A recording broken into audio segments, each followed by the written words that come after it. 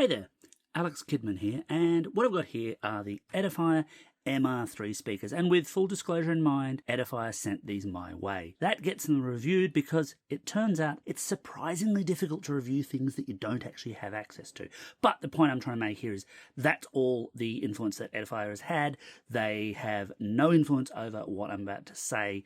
This is all my own honest, tested opinion. Now, these are a set of desktop speakers. Sells for around about $170 here in Australia. I've seen them a little bit higher, a little bit lower from some places. And like most Edifier products, they're built to a budget. These are cheaper speakers that pitch as being higher quality than you might expect at this price point. And that's sometimes true for Edifier, sometimes not true. In this case, actually, I think it is true. These do deliver a reasonably good sound. And of course, the one peril with YouTube reviews is that I can't really show you that sound, because if I recorded it through this microphone, all you'd get is this microphone's pickup, then going through your speakers, plus through whatever YouTube does to it by the time it gets to you. It wouldn't necessarily be all that representative. But what we're talking about here is a pair of simple desktop speakers. These come either in black, that's the style, of course, that Edifier has supplied to me, or white. I would favour the black. I think black in speakers, it's a bit of a classic, but it also just works a bit better over the longer term,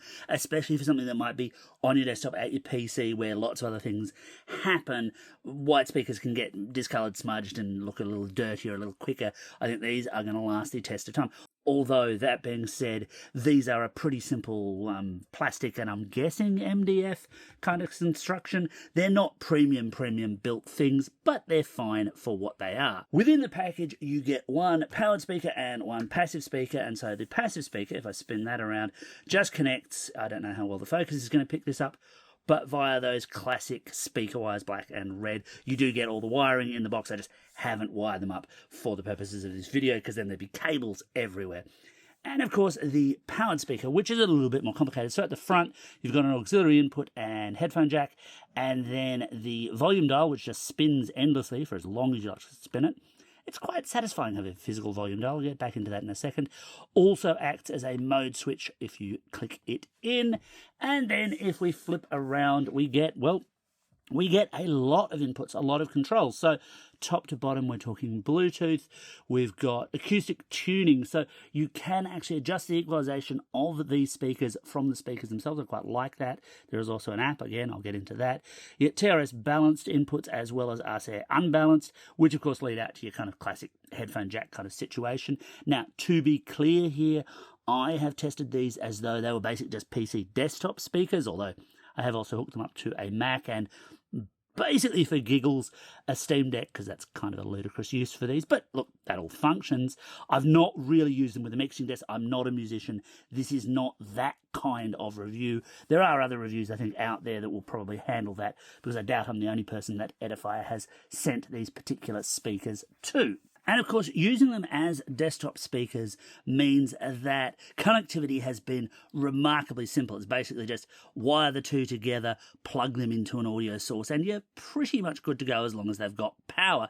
And that's not surprising. Something would be badly wrong if there was a connectivity problem, because this is using standard wiring that's been around for decades and decades and decades. I mean, I've genuinely lost track of the number of times I've wired up audio gear.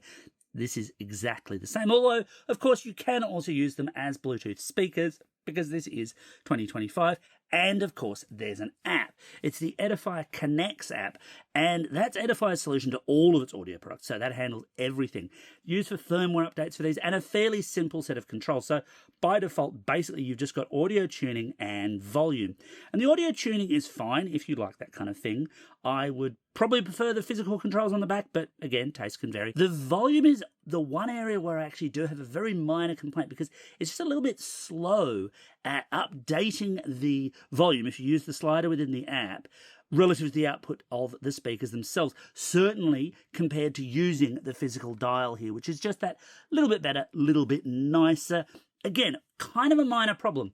And Edifier does state that a firmware update may help with synchronization issues. My only complaint there is there's no way to check for newer firmware. You basically just got to wait for the app to push it through, and certainly during my review period, no firmware has been pushed through, and setting up and pairing it didn't seem to find new firmware, so you're kind of a little bit stuck there, I guess.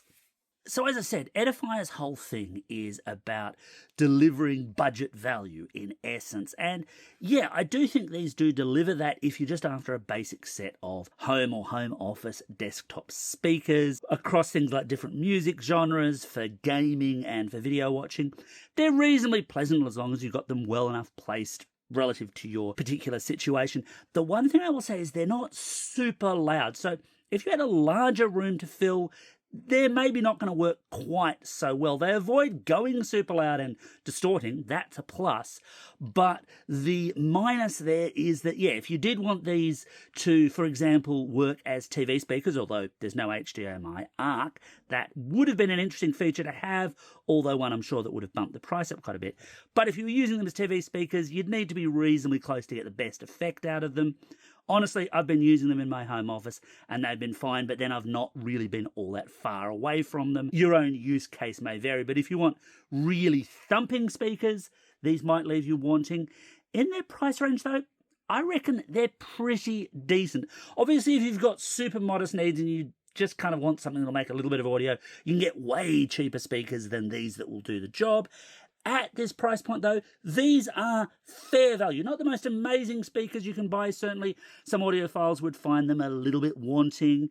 And they're certainly built to a price point. They're fine for what they are, but the design is nothing stunning. But if you're after a generally good set of speakers for this kind of price, yeah, these are recommended. Thanks for watching.